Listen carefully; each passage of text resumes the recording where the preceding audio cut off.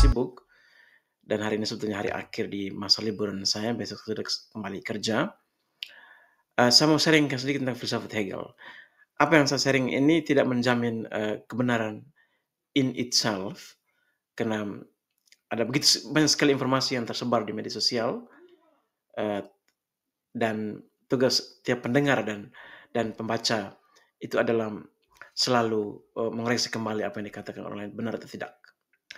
Di dalam sejarah filsafat kita melihat bahwa Hegel itu sebetulnya sangat sulit untuk didalami. Itu bisa didalami dalam waktu yang sangat singkat, dan Hegel itu terkenal dengan sangat obscure. Itu ada beberapa pengamat yang katakan mengapa Hegel begitu tidak jelas di dalam tulisannya.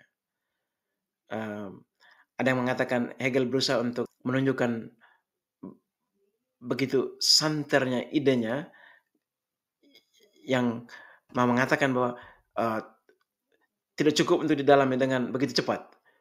Itu mesti didalam dengan sangat serius dan teliti untuk menemukan apa yang saya maksudkan. Ide-idenya sangat revolusioner dan memang benar. Salah satu filsuf Hegel yang sangat terkenal dalam sejarah filsafat adalah Karl Marx. Itu perlu diakui. Hegel sepertinya meletakkan itu, Marx sepertinya meletakkan Hegel atas kepalanya untuk mengembangkan Marxismenya. Marxisme itu sendiri bukan sebuah filsafat. Ada unsur filsafat di dalamnya, tapi dia bukan sebuah filsafat. Sementara kolaborasi intelektual yang terpenting dalam sejarah antara dua tokoh itu sebenarnya Engels dan Marx menulis The Communist Manifesto yang sangat tipis sekali, itu bisa baca dalam 1-2 jam sudah selesai. Beberapa poin penting yang sangat suka sekali dalam filsafat Hegel itu, yang pertama itu ide tentang Geist yang dengan yang artinya mind tapi dengan M capital. Dia itu beyond individual mind yang biasa itu, sebagai spirit. Geist itu tiba when mind comes to know itself. Jadi the ultimate reality untuk Hegel itu sebetulnya mental atau spiritual. Jadi itu mind comes to know itself, untuk menemukan pengetahuannya sendiri dan individual consciousness sendiri. Kant punya deskripsi untuk human nature itu sebetulnya cukup kombatif, cukup kombatif. Kan katakan bahwa umat manusia itu selama-lamanya selalu terdepak oleh dua pertentangan yang tak bisa didamaikan itu. Desire tanpa batas dengan rational elemennya, pikirannya sendiri. Jadi desire dengan pikiran manusia selalu dipertentangkan sepanjang sejarah human nature. Hegel katakan tidak. Kalau pertentangan ini bersifat historis, maka ia bisa menghasilkan sebuah perubahan baru. Jadi tesis, antitesis, sintesis, dan new tesis. New tesis di dalam kebudayaan Yunani kuno itu kebangkitan kesadaran individu menurut Hegel. Hegel katakan tidak, di dalam filsafat, dalam sejarah kebudayaan Yunani kuno, apa yang diinginkan oleh individu-individu dari sebuah kota Athens itu sejalan dengan kota itu sendiri. Ya, tidak ada pertentangan. Muncul Socrates tampil dengan mengajukan pertanyaan lanjut, lalu orang mulai sadar bahwa apa yang selama ini diketahui sebagai courage, sebagai beauty, sebagai justice atau just, itu ternyata muncul pemahaman yang baru sama sekali. Karena itu Hegel katakan tidak heran Socrates diklaim sebagai meracuni pikiran anak-anak muda pada masa itu. Karena itu dia menjadi begitu sadis pada hari kematiannya itu. Jadi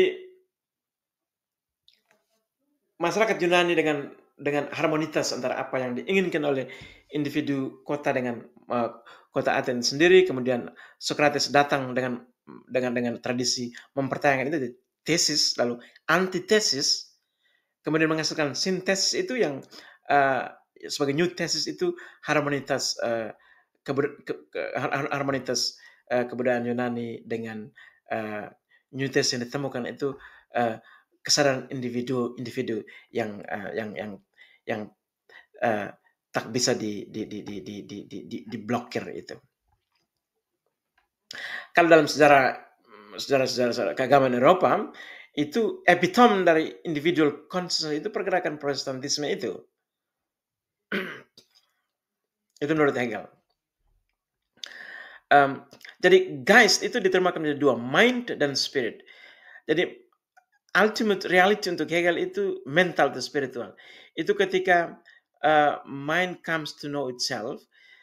Jadi setiap sejarah di dalam Hegel sejarah itu sangat konkret, Karena itu Peter Singer katakan bahwa karena sejarah itu konkret, itu tidak menjadi begitu mudah untuk pahami filsafat Hegel yang abstrak itu. Ini. Saya contoh di dalam Phenomenology of Spirit, dalam buku itu Hegel berbicara tentang consciousness itu.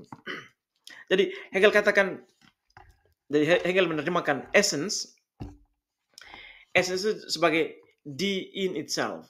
Jadi essence itu sebagai, tapi penjelasan saya ini menjelaskan essence itu tidak lagi essence.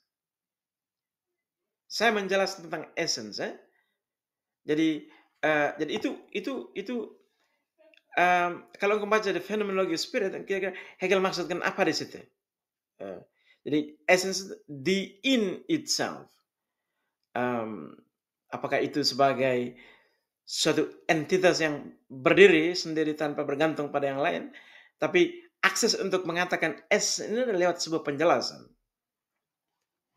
Jadi ini Hegel katakan, consciousness simultaneously distinguishes itself from something and at the same time relates itself to it. Or it is said this something exists for consciousness. And the determinate aspect of this reality or of the being of something for consciousness is knowing. Ini sangat bagus sekali. Jadi kesadaran manusia itu didistinguisi, bisa dibedakan karena ada sesuatu lain yang disadari. Yang kesadaran itu membangun relasi dengan objek itu. Jadi sesuatu itu ada untuk disadari. Karena itu kesadaran untuk Hegel itu sebenarnya mengetahui atau knowing itu. Itu di dalam The Phenomenology of Spirit. Jadi membaca Hegel itu kepala sakit, perlu diterima karena sekarang saya menjelaskan Hegel yang begitu bagus sekali ditarik oleh Karl Marx di dalam Marxisme. Jadi Geist itu di ultimate reality untuk Hegel itu adalah ketika mind comes to know itself, seluruh lanskap peristiwa pengetahuan, peristiwa atau kejadian dalam dunia ini itu bukan dia datang sebagai kilat yang menghentakkan kita, tidak. Dia itu bagian dari diri kita dan hidup kita yang tak terpisahkan. Dan kita mesti mengetahui itu dan menggeledah itu. Menurut dia untuk mencapai tujuan menjadi seorang individu yang rasional itu adalah melihat apa yang terjadi di dalam kenyataan sejarah sebagai bagian yang tak terpisahkan dari hidupmu sendiri. Itu bagus sekali. Jadi tidak ada kesan menarik diri dari peristiwa-peristiwa yang terjadi. Orang mesti mencampurkan diri di dalamnya, mengetahui, menggeledah, dan mencari akar persoalannya. Jadi menurut Hegel, jadi bisa juga secara spiritual kita membaca Hegel, kalau kita melihat pandangan Orthodox Christian view of reality, itu dunia itu sangat tak menarik sama sekali, kering, gersang, dan eh, terpisah dari sesuatu yang divine itu, sesuatu yang ilahi itu. Menurut Hegel tidak. Kita katakan Hegel itu seorang panteis. Dia bilang segala sesuatu yang ada realitas itu merupakan manifestasi dari Tuhan. Jadi Tuhan dan kita itu tinggal di dunia yang sama. Itu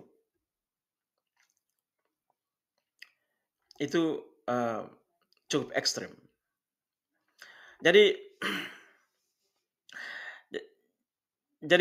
sejarah umat manusia di dalam proses sejarah itu ada conflicting elements yang terus menghasilkan sebuah perubahan.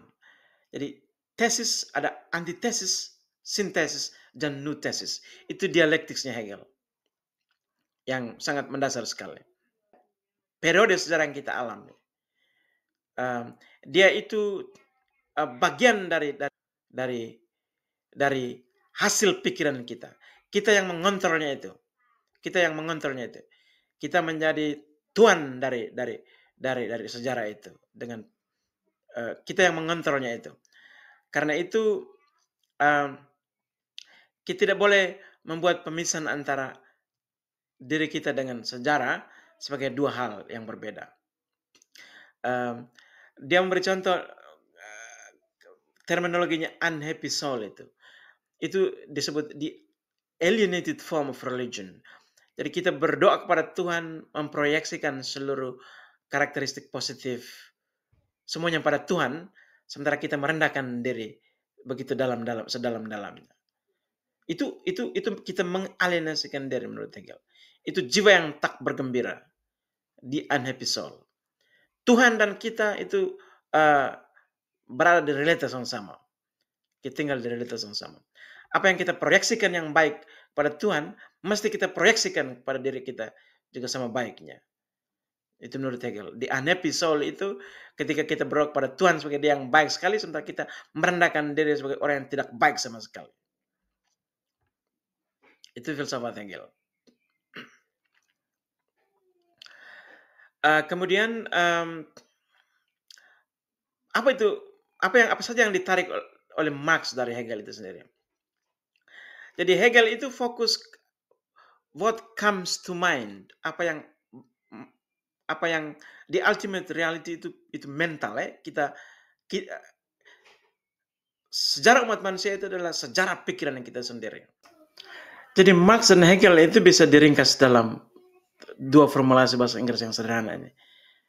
Jadi Hegel itu happens to mind. Dia datang ke mental pertama kali. Marx itu seorang materialist.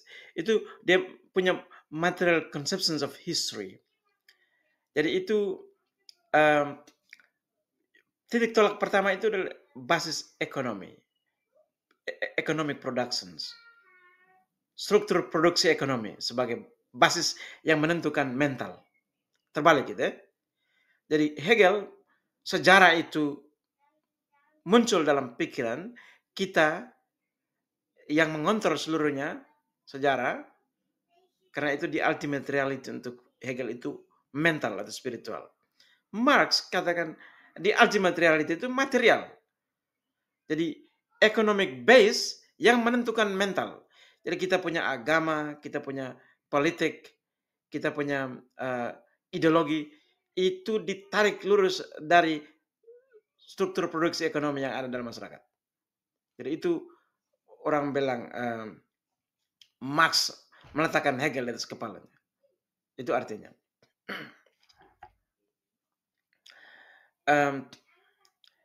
Sekarang bagaimana filsafat Hegel kita terjemahkan dalam konteks Nusa Tenggara Timur?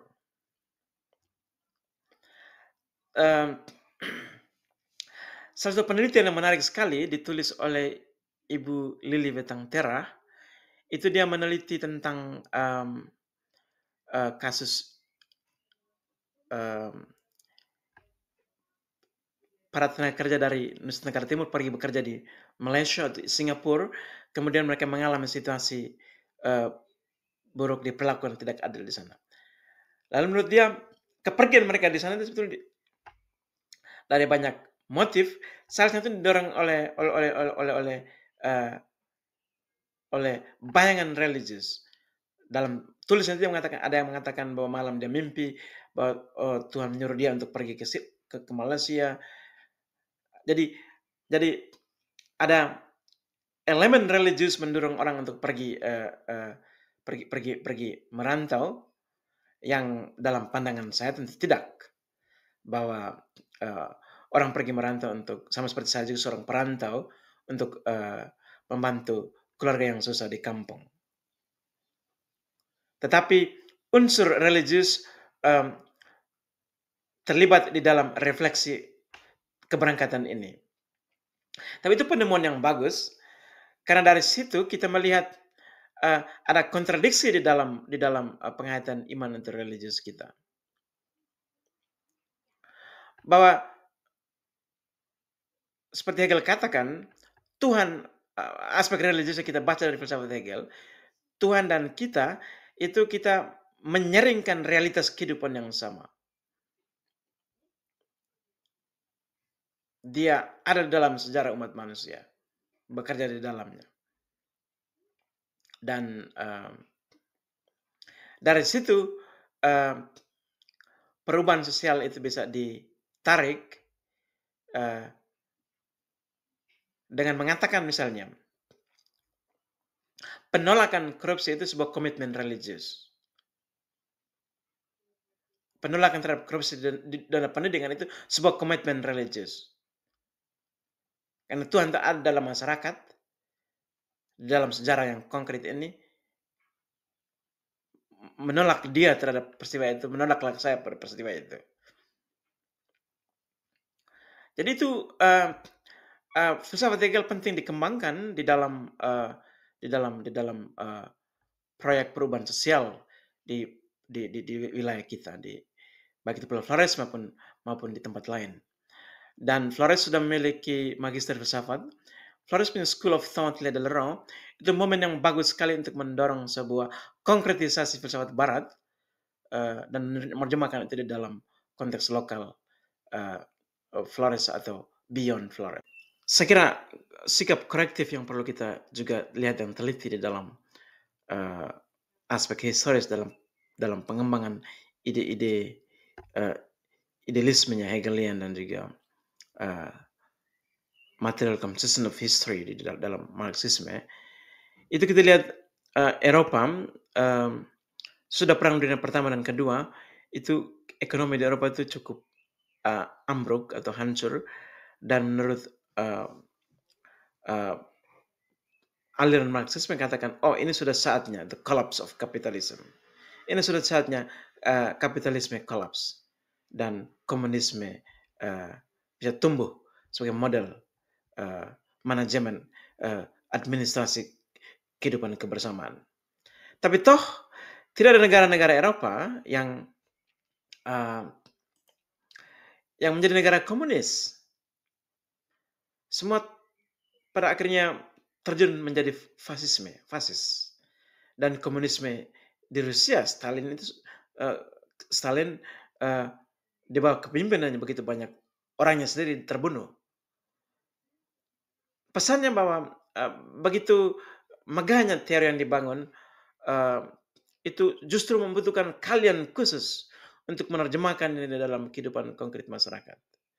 Ide itu menemukan kelemahannya di dalam aplikasinya.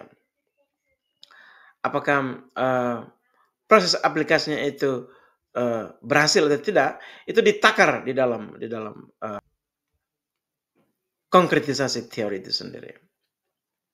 Jadi apa yang saya jelaskan ini juga bukan sebagai model di dalam